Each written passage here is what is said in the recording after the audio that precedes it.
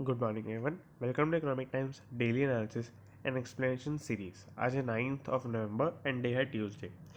सो बात स्टार्ट करेंगे first news से। उससे पहले कल की वीडियो की थोड़ी क्वालिटी आपने देखा होगा डाउन हो गई थी। सो कल मैंने उसका रीज़न भी बताया था स्टार्टिंग के अंदर, तो मैं ठीक भी हूँ और आपको आज क्वालिटी में भी डिफरेंस मिलेगा। नाउ सेकंड चीज़ की क्वेश्चन जो आज का है वापस से स्टार्ट कर लेते हैं। तो क्वेश्चन में है आज, आपने कॉल और पुट ऑप्शंस के बारे में सुना होगा, तो आपको सिर्फ पुट ऑप्शंस को एक्सप्लेन करना है नीचे कमेंट सेक्शन के अंदर, और जिसका आंसर सबसे अच्छा रहता है और सबसे ठीक रहता है उसका मैं कल आपको बताऊंगा। सो स्टार्ट करते हैं फर्स्ट न्यूज़ से। अच्छा, मैं टाइम स्टैम्प बीच में नोट करता चलूँगा ताकि आपको जो है मैं प्रोवाइड कर सकूँ उसके अंदर। Now, SoftBank CEO's son expects Paytm to grow significantly। तो सबसे पहली बात, SoftBank क्या है? अच्छा, CEO सन का मीनिंग, CEO का नाम है मासायोशी सन। तो ऐसा नहीं है कि CEO के बेटे की स्टेटमेंट है, वो CEO की ही स्टेटमेंट है। सॉफ्ट बैंक का यहाँ पर मीनिंग है, मतलब सॉफ्ट बैंक एक कंपनी है फाइनेंशियल सर्विसेज के अंदर, एक इन्वेस्टमेंट फर्म है और ये जापानीज फर्म है बेसिकली। तो इन्होंने जो है इंडिया के स्टार्टअप्स की एक बैकबोन है एक तरीके से आज के टाइम पर। बहुत सारे आपके मल्टीपल जो बहुत ही नोन स्टार्टअप्स है उसके अंदर इन्होंने मेजर इन्वेस्टमेंट्स करके रखी है। जैसे पेटीएम के अंदर इनका 18.5% का ओनरशिप है। इसके अलावा आप देखेंगे ग्रोफर्स के अंदर इनका इन्वेस्टमेंट है, पॉलिसी बाजार, ओयो, ऊबर, सब के अंदर इनका मेजर इन्वेस्टमेंट हो रखा है। और अगर मैं आपको एक डेटा बताऊं तो इस मतलब कैलेंडर ईयर में, यानी कि इस साल के जैन से लेकर जून तक इन्होंने, मतलब एक रिपोर्ट आई थी कि H1 में इस साल के फर्स्ट हाफ ऑफ ईयर के अंदर, कैलेंडर ईयर के अंदर $2 बिलियन की नई इन्वेस्टमेंट्स की है इंडियन स्टार्टअप्स और बिजनेसेस के अंदर। सो बहुत ही एक मेजर मतलब इन्वेस्टमेंट वाली ऑर्गेनाइजेशन या फाइनेंशियल सर्विसेज वाली कंपनी बन जाती है ये इंडिया के लिए कम से कम। सो ये सॉफ्ट बैंक था यहाँ पर।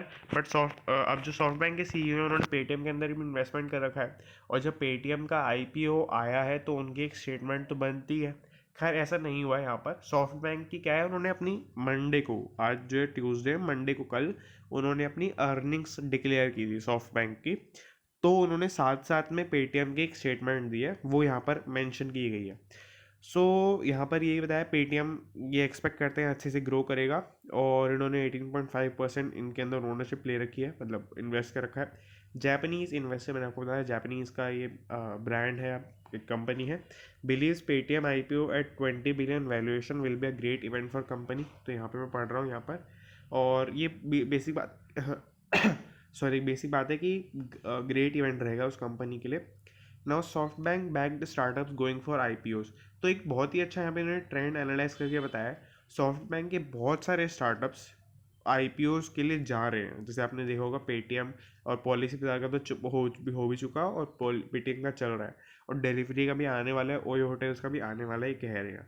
सो ये दोनों मतलब सारे ब्रांड्स जो इनके हैं उनके आईपीओज बहुत ही जल्दी आते हैं। New unicorn minted by SoftBank in 2021। तो मतलब 2021 के अंदर, इस साल के अंदर मैंने आपको बताया था $2 बिलियन की इन्होंने इन्वेस्टमेंट की है। तो उसके अंदर से जिन बिजनेसेस के अंदर इन्होंने इन्वेस्टमेंट की है जो यूनिकॉर्न बन गए हैं, यूनिकॉर्न का मीनिंग होता है कि उस स्टार्टअप की वैल्यूएशन $1 बिलियन से ऊपर चली गई है।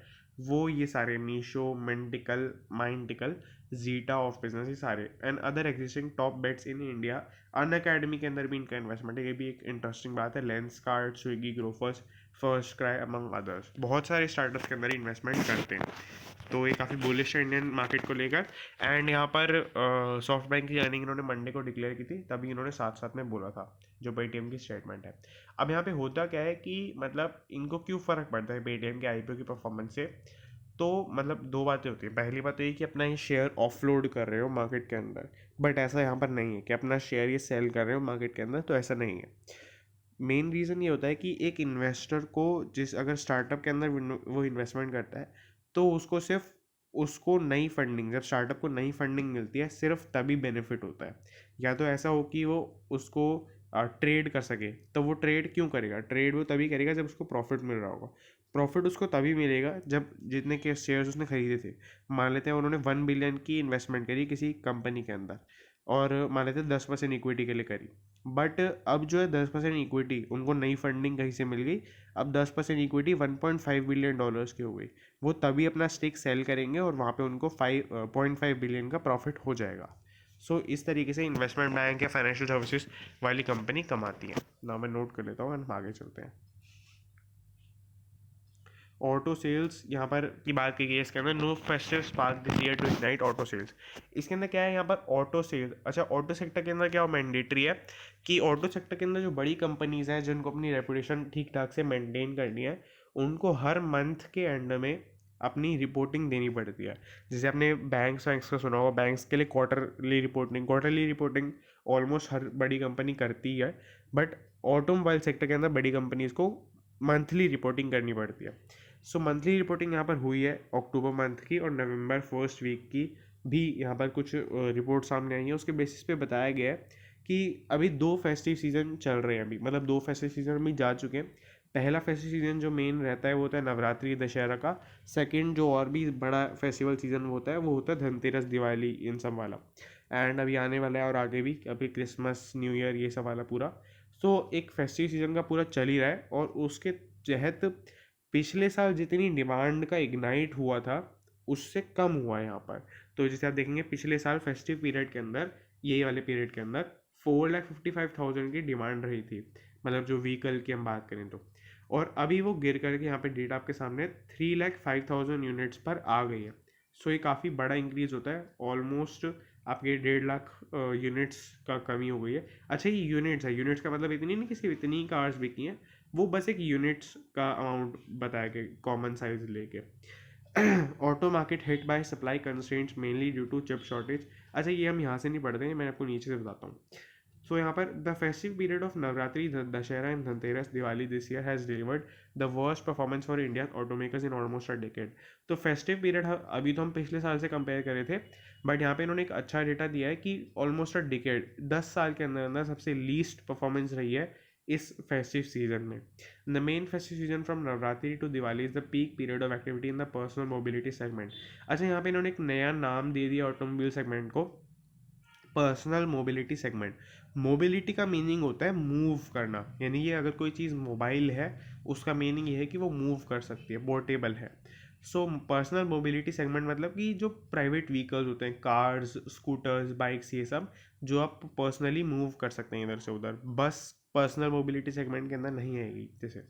But the demand remain insipid this time. So बहुत ही बेसिक बात है, इनसिपिड का मीनिंग अगर आपको नहीं पता, इसका लिटरल मीनिंग तो होता है टू लिटल टेस्ट, यानी थोड़ा कम टेस्ट है, काफ़ी कम टेस्ट है।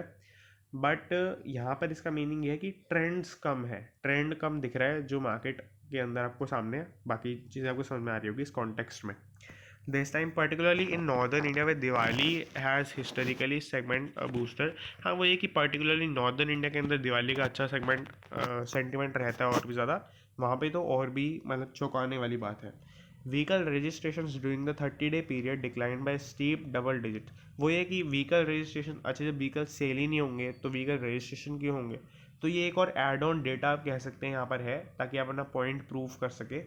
तो वो एड ऑन डेटा क्या कहता है कि जो आपकी व्हीकल रजिस्ट्रेशन है वो 30-day पीरियड के अंदर बहुत ही मतलब डबल डिजिट से फॉल कर गए हैं, जो कि काफ़ी मतलब मेजर ही बात है एक तरीके से ना। यहाँ पर इन्होंने 2 इनकी चीज़ें बताई हैं, मतलब एक ही चीज़ है उसके ऊपर एक चेन ऑफ चीज़ें बन गई है। मैं आपको बताता हूँ।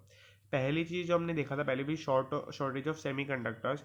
जो पीवी वाला सेगमेंट है जो हमने देखा था, पर्सनल मोबिलिटी, पर्सनल व्हीकल आप कह सकते हैं, तो शॉर्टेज ऑफ सेमीकंडक्टर होने की वजह से लैक ऑफ सप्लाईज पैदा हो गया, यानी कि कार्स कम बन पा रही हैं और उसकी वजह से सेल भी कम हो रही है। क्योंकि अगर कार्स ज़्यादा बनती हैं तो प्राइस थोड़ा बहुत नीचे चले जाता है, तो सेल्स हो सकता है कि ज़्यादा हो सकती थी, बट शॉर्टेज ऑफ सेमीकंडक्टर की वजह से क्या हुआ, उसकी वजह से लैक ऑफ सप्लाईज हुआ, लैक ऑफ सप्लाईज की वजह से क्या हुआ, मतलब थोड़ी सेल्स के अंदर डिक्रीज आया। तो ये भी आप कह सकते हैं इस तरीके से। मतलब ये बेसिकली इन्होंने रीज़न बताने की कोशिश की यहाँ पर, बट आपको भी लग ही रहा होगा कि ये इतना कोई सॉलिड रीज़न नहीं है सेल्स ना होने का। तो ये हमने जो है पूरा यहाँ पर देख लिया, मैं एक बार नोट कर लेता हूँ एंड हम आगे चलते हैं। 9.5 now Shriram group closing in on merger. तो ये बहुत ही थोड़ी मतलब लॉ वो वाली न्यूज़ है, तो हम इसको थोड़ा डिटेल में समझेंगे। Shriram group of companies basically जैसे एक ग्रुप ऑफ कंपनी है। सो ग्रुप ऑफ कंपनी के अंदर बहुत सारी कंपनीज होती हैं, ऑब्वियसली बात है। तो इसके अंदर 2-3 कंपनीज जो है यहाँ पर डिस्कस करते हैं अभी के लिए इस ग्रुप के अंदर। तो इस ग्रुप के अंदर 3 मेन कंपनीज निकलती हैं। एक है आपकी श्रीराम होल्डिंग लिमिटेड कंपनी, तो ये मेन होल्डिंग कंपनी है। जो सारी बाकी ग्रुप ऑफ कंपनीज को होल्ड करती है। जैसे रिलायंस की भी ऐसे ही है, रिलायंस एक होल्डिंग कंपनी है जो Reliance Power, Reliance Communication, Reliance Industries Limited, इन सबको एक तरीके से होल्ड करती है, उनके ओनरशिप को। सो यहाँ पर रिलायंस मतलब जैसे श्रीराम होल्डिंग लिमिटेड है, तो वो होल्ड किसको करती है? दो कंपनीज है यहाँ पर। पहली कंपनी है, मतलब दोनों कंपनीज लिस्टेड है, यहाँ पे लिस्टेड लिखा है इसलिए। पहली कंपनी है श्रीराम ट्रांसपोर्ट, यहाँ पे आपको दिख रहा होगा श्रीराम ट्रांसपोर्ट लिमिटेड, ये एक पब्लिकली लिस्टेड कंपनी है। और दूसरी है श्रीराम सिटी यूनियन, तो श्रीराम यहाँ पे वापस नहीं लिखा है इन्होंने, बट श्रीराम सिटी यूनियन ये लिमिटेड कंपनी है। तो ये दो कंपनीज हैं जो श्रीराम के अंदर, ग्रुप ऑफ कंपनीज के अंदर आती है।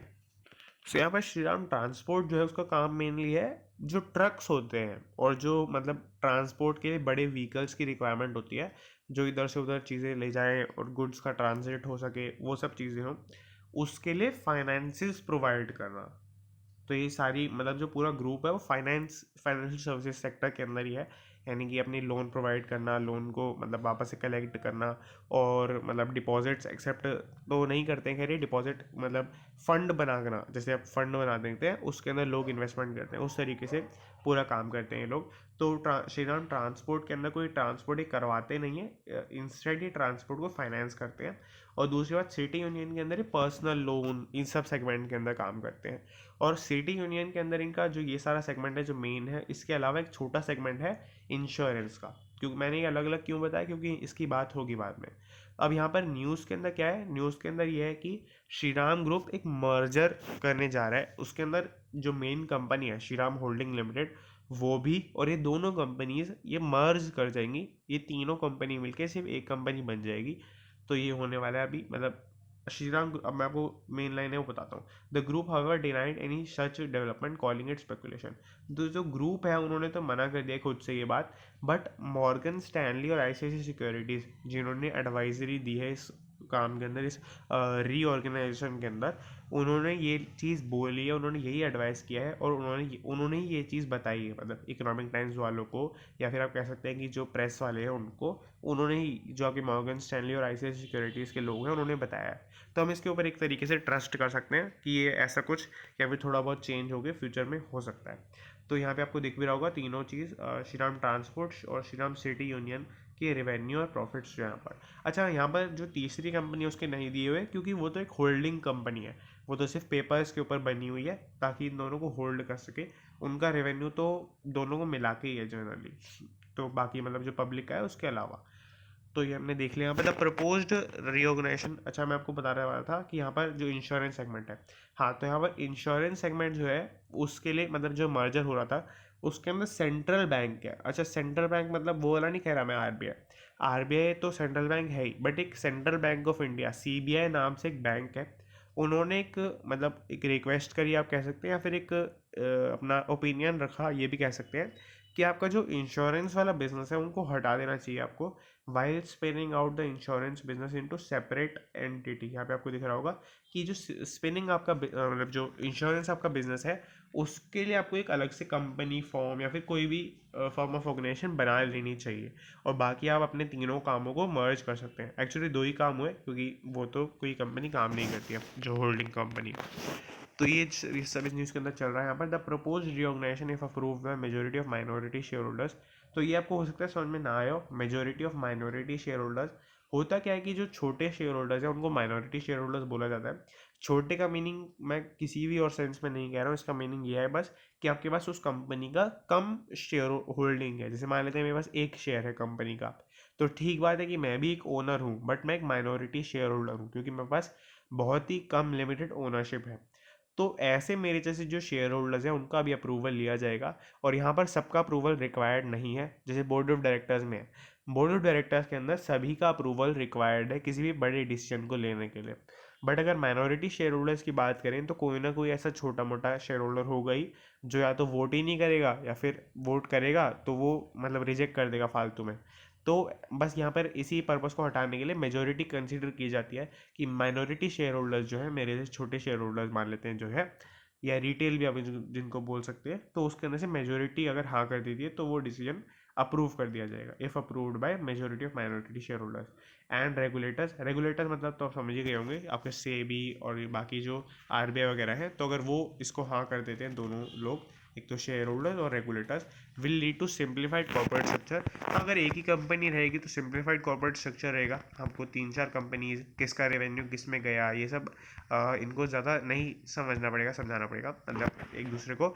एंड अलाउ इट्स इन्वेस्टर्स, मतलब कि जो बाकी इसके इन्वेस्टर्स है आपके दिख रहा होगा अजय पीरामल, टीपीजी कैपिटल, उनको एग्जिट कर सकते हैं वो इस कंपनी से, क्योंकि अगर स्टेक सेल हो रहा है तो ये भी अपना स्टेक ऑफलोड कर सकते हैं। तो मैं आपको आई होप समझ में आ गया होगा, थोड़ी सी कॉम्प्लेक्स हो गई न्यूज़ क्योंकि थोड़ा लॉ वगैरह था, तो बाकी हमने देख लिया मेरे हिसाब से। तो ना अगर हम आगे चले तो आपका ये एक आरपीओ आपका आ गया है सफायर फूड्स इंडिया लिमिटेड का। हमने कल भी देखा था थोड़ा सा, ये पिज़्ज़ा और हट और केएफसी को जो है ये मतलब एक तरह से क्यूएसआर जो चेन्स हैं उनकी, उनको मैनेज करते हैं पूरा। और बाकी जो इसके प्रमोटर्स हैं वो क्यूएसआर मैनेजमेंट ट्रस्ट, ये एक ट्रस्ट नाम से इन्होंने बनाया हुआ है। And sorry, sapphire foods Mauritius limited, ये दोनों इनके प्रमोटर्स हैं। ये भी एक कंपनी अपने आप में। और हम वापस से ऊपर आ गए हैं, एक मिनट नीचे होते हैं। सो आप देखेंगे कि ईटी मार्केट्स वाले सेक्शन के ऊपर काफ़ी बड़े अमाउंट ऑफ पेज के अंदर तो ये आईपीओ की डिटेल्स है। तो अगर हम इसको थोड़ा सा डिस्कस करें तो इसके बिड ऑफर आज ओपन होने वाला है और परसों क्लोज होगा, यानी कि 9, 10, 11 3 दिन का आईपीओ है। और इसका जो अगर हम हाईएस्ट बिड की बात करेंगे तो 1180 पर इसकी बिडिंग है। एंड यहाँ पर 10 रुपीज़ ऑफ ईच का शेयर वैल्यू का फेस वैल्यू का प्राइस है, जो कि काफ़ी ज़्यादा है। एंड 12 इक्विटी शेयर्स का यहाँ पर मिनिमम आप बिड लगा सकते हैं लॉट का जो साइज़ है। सो हमने जो यहाँ पर देख लिया। अच्छा, अगर आपको ASB नहीं पता तो इसका मीनिंग यहाँ पे आप लिखा होगा, यहाँ पर है application supported by blocked amount. ये मैंने कई बार पहले कवर नहीं किया और एक पर्सन ने कल डाउट के अंदर पूछा था। तो इसका बेसिकली मीनिंग होता है कि आपने अगर अपने फर्स्ट कम फर्स्ट सर्व अगर सुना हो तो फर्स्ट कम फर्स्ट सर्व इसके अंदर नहीं होता है। अगर आपने बिडिंग लगाई है तो आपका जो एप्लीकेशन है वो उतना ही कंसीडर होगा जितना किसी और का भी होगा। तो अगर मान लेते हैं लॉटरी सिस्टम भी चलेगा तो लॉटरी सिस्टम में ये नहीं होगा कि जिसको पहले आए थे उनको सबको दे दो और जो बाद में आए उनमें लॉटरी चलाओ, ऐसा नहीं होता है। पहले और बाद में सब सेम बात है, बस आपने जिस प्राइस पे बिडिंग लगाई है और जितने शेयर्स के लिए या जितने लॉट्स के लिए बिडिंग लगाई है वो मैटर करता है यहाँ पर। तो आई होप आपको ये समझ में आ गया होगा ये छोटी सी बात। और अगर आपको मतलब आज के टाइम पे कोई भी आईपीओ अगर चाहिए तो आपको जनरली एक ही लॉट के लिए बिडिंग लगानी चाहिए, क्योंकि उससे ज़्यादा आपको नहीं मिल पाएगा और आपकी एप्लीकेशन जनरली रिजेक्ट हो जाएगी। सो ये हमने जो है थोड़ा सा यहाँ पर देख लिया और मैं एक बार नोट करते हुए आगे बढ़ते हैं।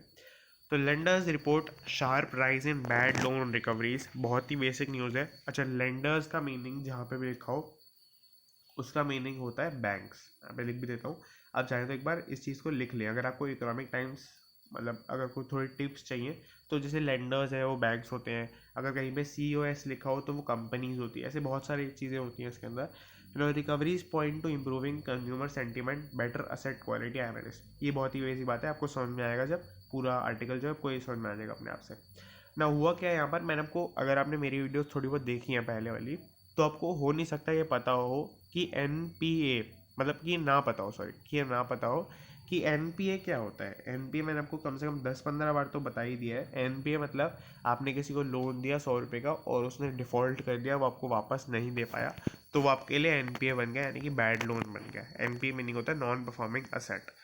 तो यहाँ पर जो काफ़ी सारे बैंक्स हैं, हमने थोड़े दिनों पहले डिस्कस किया था कि उनके प्रॉफिट्स वो रिपोर्ट कर रहे हैं। यहाँ पे आपको दिख रहा होगा इन बैंक्स को उन्होंने मेंशन किया है, ICICI, axis, state bank of India, PNB। तो ये सब जो है यहाँ पर इन्होंने अपनी रिपोर्टिंग वगैरह दी है।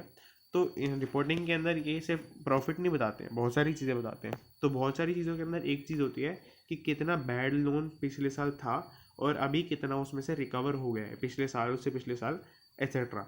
तो उसके अंदर से कितनी रिकवरी आ गई है उसको भी इन लोगों ने एनालाइज किया और बताया कि बहुत ही अच्छा राइज रहा है बैड लोन की रिकवरीज के अंदर। जो लेंडर्स हैं, जो बैंक्स हैं, उन्होंने रिपोर्ट किया ऐसा। सो यहाँ पर बैड लोन की रिकवरी के अंदर अगर राइज आया है तो दो बातें हो सकती हैं। पहली बात होती है कि NPA बढ़ गया। NPA बढ़ गया का मतलब ये है जैसे आपने जितने लोन्स दिए हैं उसमें से जितना डिफ़ॉल्ट हो रहा है वो बढ़ गया है। तो अगर ऐसा होता है तो मान लेते हैं एक बैंक अज्यूम करके चलता है कि हमारा 10% जितना NPA होगा उतना तो हम रिकवर कर ही लेंगे, चाहे उसके लिए हमें गुंडे बुलाने पड़े फॉर एग्जांपल।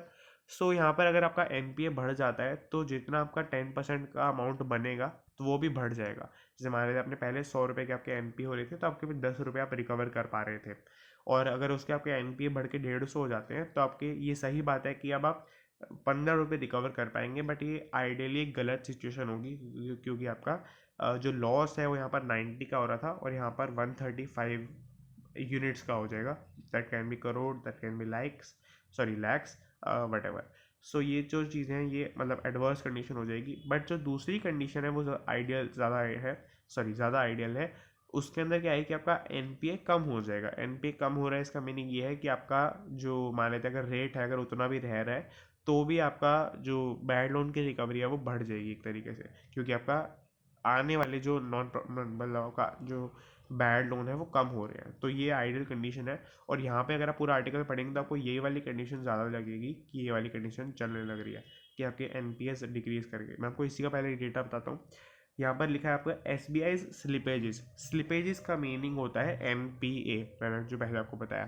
तो NPA fell from just to just 4176 crore in September 2021 from 15666 crore in quarter ended. तो बहुत ही बड़ी बात है यहाँ पर कि उससे पिछले क्वार्टर से ऑलमोस्ट आप कह सकते हैं 1/3 से भी कम ही हो गए हैं essentially. June 2021 as collection efficiency in retail loans improve to 95%। इनकी जो कलेक्शन एफिशिएंसी है रिटेल लोन्स की, जो डिफ़ॉल्ट वाले नहीं लोन्स की बात कर रहे हैं यहाँ पर, जो नॉर्मल लोन्स की एफिशिएंसी है वो भी 95% पर चली गई है यहाँ पर। और अगर हम ICICI की बात करें जो नीचे लिखा है यहाँ पर, ICICI 2 reported a fall in its net NPA ratio. Net NPA ratio का मीनिंग ये है कि अगर आप एक लोन देते हैं तो आप कितने लोन्स का डिफ़ॉल्ट कर रहे हैं, जो उसके पहले लोन आपने दिए जितने भी, उनमें से कितने लोन्स का डिफ़ॉल्ट हो पाया। तो मतलब कि हो पाया नहीं, मैं ये कह रहा था कि हुआ इस सेंस में। सो यहाँ पर ICICI ने पहले इसका रेशियो चल रहा था मतलब एट 1.16%, जो कि जून क्वार्टर में मतलब के एंड तक 0.99% या अप्रॉक्सीमेटली 1% पे आप कह सकते हैं। अच्छा, बैंक्स के लिए ना छोटी से छोटी फिगर में डिफरेंस आना 0.01%, 0.0001%, इसमें बहुत ही ज़्यादा वो होता है, मतलब बहुत ही कंसर्न वाली बात होती है, क्योंकि बैंक्स बहुत ही बड़े लेवल पे काम करते हैं। तो यहाँ पे आपको दिख रहा होगा कि ऑलमोस्ट 0.17% का जो है डिक्रीज़ है, और परसेंट का मीनिंग तो बहुत ही डिवाइड बाय 100 आपको करना पड़ेगा। तो 0.017 इतने का सिर्फ डिफरेंस पड़ रहा है। बट ये बैंक के लिए इतनी अच्छी बात है कि उसको रिपोर्ट कर रहे हैं, इस चीज़ को मतलब बता रहे हैं एक तरीके से। तो ये अपने आप में काफ़ी अच्छी बात है क्योंकि बैंक का AUM बहुत ज़्यादा होता है। लेंडर्स टीयर राइट, ये हम बाद में समझेंगे, ये भी आज कवर करने वाले हैं। और बाकी आपको अगर इसको पढ़ते हैं तो आपको एक केस मिलेगा इसके अंदर। SBI को जो है मतलब कहीं से एक पेमेंट आनी थी DHFL, अगर मैंने आपको बताया था शायद, DHFL की जो रेजोल्यूशन हुआ था उसके अंदर SBI को पेमेंट मिलने वाली थी, क्योंकि उसने DHFL के अंदर इन्वेस्टमेंट कर रखी थी और DHFL मतलब बैंकरप्सी के अंदर चला गया। तो वो जो उसको मिलने वाली थी पेमेंट वो भी उनको मिल गई है, जो कि इससे कोई कंसर्न नहीं है दूर दूर तक। और उन्होंने ये बात लिख भी दी है बाद में, as not concern here, but फिर भी मैंने एक बार आपको बता दिया कि इसके अंदर क्या लिखा है, और मैंने मार्क वगैरह नहीं किया है, तो आप चाहें तो उसको देख भी सकते हैं। नाउ पेटीएम्स पेरेंट्स, मैं एक बार नोट कर लेता हूँ पहले, वो बेटर रहेगा। No, Paytm parents IPO sees muted demand और इवन, बहुत ही बेसिक बात है, आपको पता है कि कल से पेटीएम का IPO चलने लग रहा है। और अगर आपने ख़रीदा है तो मुझे ज़रूर से बताएं कमेंट के अंदर, किस प्राइस पे ख़रीदा है वो भी बताना। ओवरऑल सब्सक्रिप्शन रहा 18%, रिटेल पार्ट में रहा 78%। तो यहाँ पर ये बोला ही जा रहा है कि डिमांड कम रही पेटीएम का, जितना एक्सपेक्टेड डिमांड था कि पहले दिन में ही 100% हो जाएगा, ये हो जाएगा वो हो जाएगा, तो ऐसा नहीं हुआ। यहाँ पर डे 1 में बहुत ही कम डिमांड रही, म्यूटेड रही है, 18% के आसपास ओवरऑल सब्सक्रिप्शन बना है। और रिटेल पार्ट मतलब होता है, अच्छा क्या होता है IPO के अंदर, अगर आपको फॉर एग्जांपल 100 रुपीज़ का आप IPO लेके आ रहे हैं, सो उसके अंदर आपको पोर्शन पहले से स्पेसिफाई करने पड़ते हैं एक रेंज के अंदर। जैसे आज तो IPO का एक पेपर पे आया भी, ये रहा, तो मैं आपको इसी के अंदर बता देता हूँ। जैसे आपको यहाँ पे दिख रहा होगा, हाँ यहाँ पर ये हम क्लियर कर देते हैं एक बारी, हाँ, QIB portion not less than 75% of the offer, यानी कि जो क्वालिफाइड इंस्टीट्यूशनल बायर है, जैसे आपका म्यूचुअल फंड हो गया, कोई आपकी इंश्योरेंस कंपनी हो गई। नॉर्मल कंपनीज इसके अंदर नहीं आएंगी जो क्वालिफाइड इंस्टीट्यूशनल बायर है, तो वो आपको not more than 75, not less than 75%, यानी कि कम से कम 75% वही लोग लेके जाएंगे।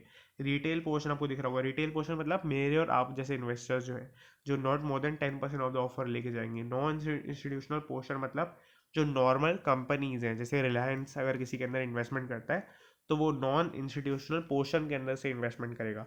तो एक आईपीओ को आपको इस तरीके से पोर्शंस में डिवाइड करना होता है। तो यहाँ पर यही हुआ है कि आपके आईपीओ को पोर्शंस में डिवाइड किया गया, और जो रिटेल वाला पोर्शन था वो 78% के आसपास सब्सक्रिप्शन उसका आ गया है। और ये मैंने आपको शायद काफ़ी अच्छे से समझा दिया होगा आज जो ऊपर दिखाया था। तो नॉन इंस्टीट्यूशनल बायर्स जो थे, हमने अभी समझा था रिलायंस के एग्जाम्पल से, वो उसका तो सब्सक्रिप्शन बहुत ही कम 2% के आसपास रहा है। सो ये हो गया यहाँ पर। और Q I B portion subscribe 6% के आसपास क्यू आई बी का भी पोर्शन रहा है पूरा। सो हमने जो है पूरा यहाँ पर देख लिया है। अच्छा, अगर मैं मैं काफ़ी बुलिश हूँ पेटीएम आईपीओ को लेकर, तो अगर मैं उस बुलिशनेस को डिफेंड करूँ तो मैं यहाँ पर ये बोलूँगा कि पेटीएम का आईपीओ सबसे बड़ा आईपीओ आज तक का। अगर आप नायका का आईपीओ देखेंगे जो बहुत ही रिसेंट है, वो 5320 करोड़ का था, मेरे को एग्जैक्ट याद है। और जो आपके पेटीएम का आईपीओ वो 18,000 करोड़ प्लस है, मुझे एग्जैक्ट फिगर याद नहीं है यहाँ पर।